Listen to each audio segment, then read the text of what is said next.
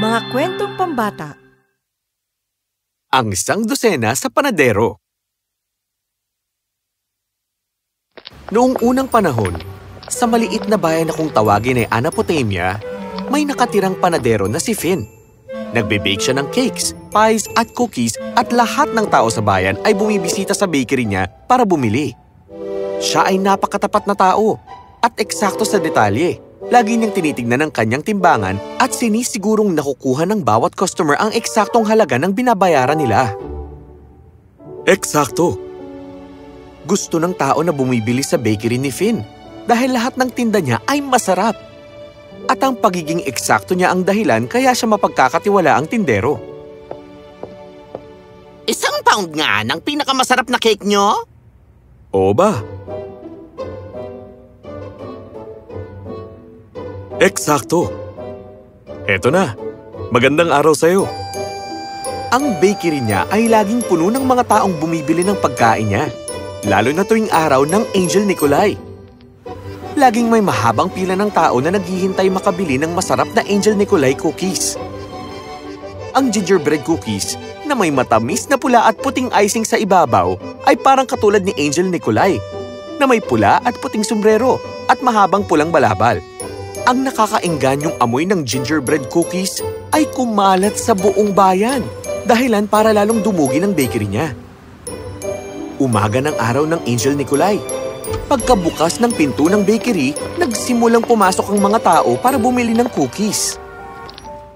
Oh, sabik na ako makakuha ng masarap na cookies na yun. Talagang napakasarap nito. Hindi na rin ako makapaghintay. Bibili ako ng isang dosena. Halika na, tayo na.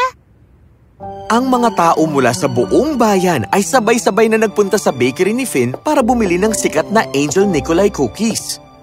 Pero mayroong isang partikular na customer na magbabago ng kapalaran ni Finn habang buhay. Mawalang galang na, Ginoo. Bakit? Ha? Mawalang galang na. Dito po. Pasensya na, Binibini. Hindi kita napansin dyan. Anong maitutulong ko sa'yo? Gusto ko po sanang bumili ng isang dosenang Angel Nikolai cookies. Pakiusap. Sige, eto na.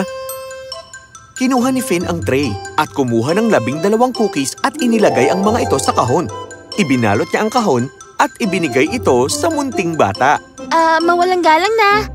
Ang hinihingi ko ay dosena. Pero 12 cookies lang po ang ibinigay niyo. Oo. Dahil ang isang dosena ay 12.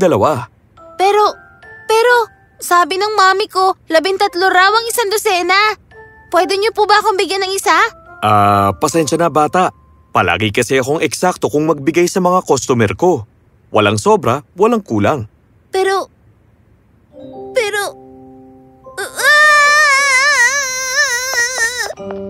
Teka!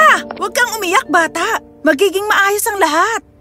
Bakit hindi mo na lang siya bigyan ng isa? Alam ng lahat na 12 ang isang dosena. Kaya, yun ang natanggap niya. Ako nang magsasabi, 13 ang isang dosena. Pwede bang bigyan mo na lang siya ng isa pa para sumaya na siya? Hindi pwede. Kung ganon, Ginoong Finn Baker, maaaring tapat ka nga. Pero maliit lang ang puso mo. Babagsak ka at tataas ka at doon ka lang matututong magbilang. Pagkasabi nito, padabog siyang lumabas ng bakery, kasunod ng munting bata.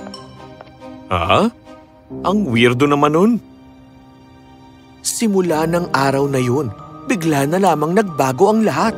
Masyado nang maalsa ang tinapay. At ang mga pie na ginagawa niya ay masyadong maasim. Ay nako! Masyadong matigas ang cake na ito. At hindi maayos ang pagkakabake ng cookies ko. Hindi na ako babalik ulit dito. Di nagtagal napansin ng mga tao na di na masarap ang luto niya at hindi na sila bumibili sa bakery niya. Mula sa pagiging isa sa mga sikat na panadero sa buong bayan, ay bigla na lang siyang nalaos pati ang kanyang tindahan. Anong gagawin ko? Ang babaeng yun ang nagbigay ng sumpa sa akin. Nagpatuloy ang ganitong lagay ni Finn. Paunti ng paunti ang nabebenta at nabebake niya. Bihira na lang ang mga taong bumibili sa bakery niya. At pag natapos na ang araw, umuwi siya ng malungkot. Lumipas ang 1 taon at ilang araw na lang bago ang araw ng Angel Nikolai. nang makita ni Finn ang sarili niyang nakaupo sa bakery niya nang mag-isa at walang may gustong bumili ng kanyang Angel Nikolai cookies. Nang gabing yon, malungkot at lugmok, isinara niya ang kanyang bakery, saka siya umuwi at natulog.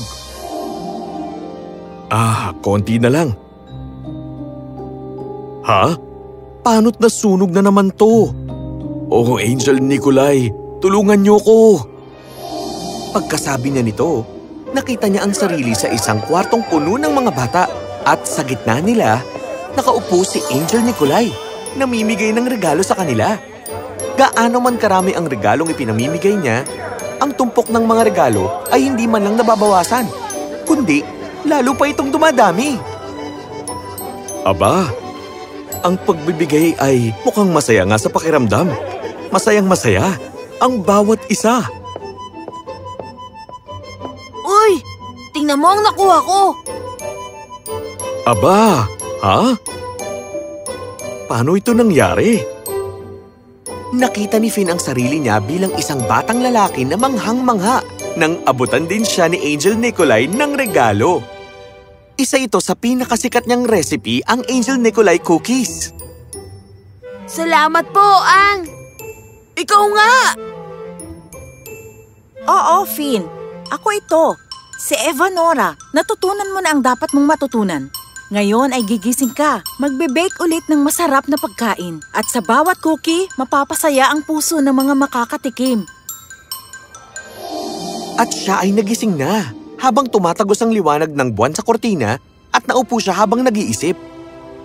Lagi na lang akong nagbibigay ng eksaktong halaga sa binayaran ng customers ko.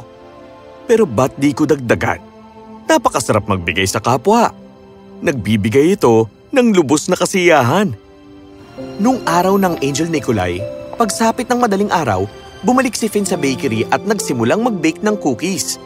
Pinagsama-sama niya lahat ng sangkap na may malaking ngiti sa kanyang muka. Pinagulong niya ang gingerbread dough at gumawa ng ilang piraso gamit ang molde at maya-maya'y naluto ng mga ito. At ngayon, ang icing. Ikinalat niya ang pula at puting icing sa ibabaw ng cookies at ginawa itong katulad ni Angel Nikolai. Napakasaya niya sa nagawa niyang cookies na mas maganda pa kaysa sa binibake niyang cookies noon. Bravo! Napakaganda ng mga ito! Pagkatapos niya, pumasok si Evanora at lumapit agad sa kanya. Gusto ko ng 100 ng Angel Nikolai cookies. Pakiusap. Pagkakita kay Evanora sa bakery, ngumiti siya at agad na nagbilang ng 12 cookies at may sobrang isa. Saka ito iniabot kay Evanora. Eto na po, simula ngayon dito sa bakery ko, ang 100 ay 13 na. Natuto ka ng magbilang ng tama. Makakatanggap ka ng gantimpala sa pagiging mapagbigay mo. Pagkasabi nito, nagpasalamat siya sa panadero at lumabas na ng pinto. At lahat ng kanyang sinabi ay nagkatotoo nga.